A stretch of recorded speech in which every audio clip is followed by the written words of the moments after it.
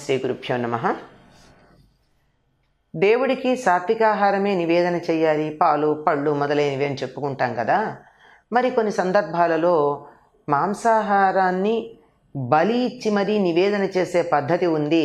దీని సంగతి ఏమిటి అనే సందేహం చాలామందికి కలుగుతూ ఉంటుందండి. సహజం కూడా. ఎందుకంటే ఆలోచించే మనసున్నటువంటి వాళ్ళకి కన్ను తెరిచి చూస్తే కనపడే విషయాలన్నీ ఆలోచింపచేస్తాయి.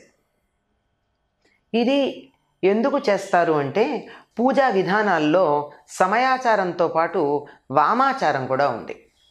ఈ సమయాచారం అంతా కూడా సాత్వికమైనటువంటి పద్ధతితో సాగిపోతూ ఉంటే వామాచారం సాత్వికంగా ఉండదండి, తమోగుణ ప్రధానంగా ఉంటుంది.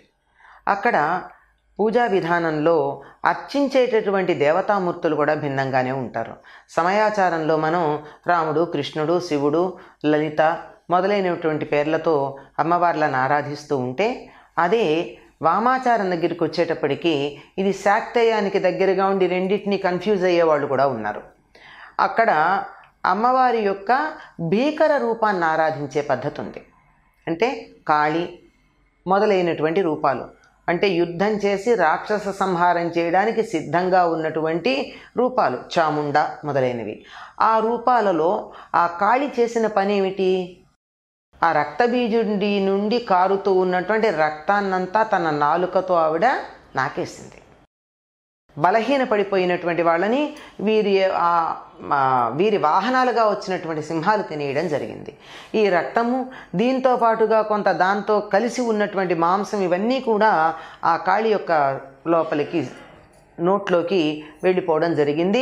ఆవిడ్ని తృప్తిపరచడానికి అటువంటి నివేదనలు చెయ్యడం అన్నది ఈ వామాచారంలో పద్ధతి అయింది. అక్కడ పంచమకారాలు ఉపయోగిస్తారు. మనం మధువు అని చెప్పేది తేనె ఇక్కడ వాడితే సమయాచారంలో, అక్కడ వాడేటటువంటిది మధువు అన్న చోట కల్లే వాడతారు, సారాయమే వాడతారు. మధువు, మద్యం, మాంసం, మైథునం, మత్స్యం, ఇవన్నీ కూడా ఈ పంచమకారాలు అక్కడ పూజలో వాడడం ఉంది. ఇది వామాచారం. వామాచారం ఎప్పుడూ కూడా చాలా త్వరగా ఫలితాన్ని ఇస్తుంది. కానీ షార్ట్ కట్స్లో ఎప్పుడూ ఉండే ప్రమాదం ఏమిటంటే షార్ట్ సర్క్యూట్ ప్రమాదం ఉంది. అందువల్లే ఇటువంటి చేసేటటువంటి వారు, ఇటువంటి పూజలు చేసేవారు వెంటనే చాలా లాభం పొందినట్టుగా మనకు కనపడుతుంది. దానికి తగినటువంటి నష్టాలు వాళ్ళ దగ్గరికి వెళ్ళి వాళ్ళ జీవితాలు గమనిస్తే మనకు అర్థమవుతాయి. పైకి కనపడవు కదా అవి. వాళ్ళకి వెంటనే అనుకున్న ఫలితం రావడం గురించి ఆలోచిస్తున్నాం, కానీ ఆ ఫలితం రావడానికి వాళ్ళు పెట్టిన పెట్టుబడి ఏమిటి వాళ్ళ వ్యక్తిగత జీవితంలో అన్న తెలుసుకున్నప్పుడు బాధ కలుగుతుంది. అయితే ఈ వామాచారంలో చేసే అన్నీ చేయకపోయినా కొన్ని మాత్రం ఇప్పటికీ ఆచారంగా మనకి చాలా చోట్ల కనపడుతూ ఉన్నాయి. శక్తి రూపంలో అమ్మవారిని ఆరాధించే చోట బలి ఇస్తూ ఉంటారు. బలిగా ఇచ్చినటువంటి జంతువుని అమ్మవారికి నివేదన చేసి దాన్ని ప్రసాదంగా అందరూ స్వీకరించే పద్ధతి ఉంది. దీనికి ఒక్క కారణం చెప్తారు. ఏమిటంటే ఎవరికైనా తాము తినే ఆహారం ఏదైతే ఉందో అదే దైవానికి నివేదన చేసే పద్ధతి ఒకటి ఉంది అని. దాన్ని మాంసాహారం దాకా వర్తింపచేశారు. ఎందుకు అంటే రామాయణంలో మనకు కనపడుతుంది, రాముడు తండ్రి చనిపోయాడని వినంగానే గారపిండి తెచ్చి దానితో పిండాలు చేసి తండ్రికి పెడితే కౌసల్య బాధపడుతుంది. అయ్యో, నా కొడుకు గారపిండి తిని ఉంటున్నాడా, పంచభక్ష పరమాన్నాలు తినేటటువంటి వాడు అని.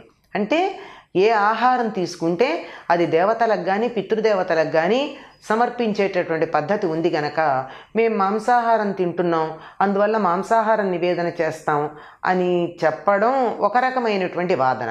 కానీ ఇలా మాంసాహారం తినేటటువంటి వాళ్ళు కూడా నిత్యం తమ ఇళ్లల్లో మాంసాహారాన్ని నివేదన చేయరండి.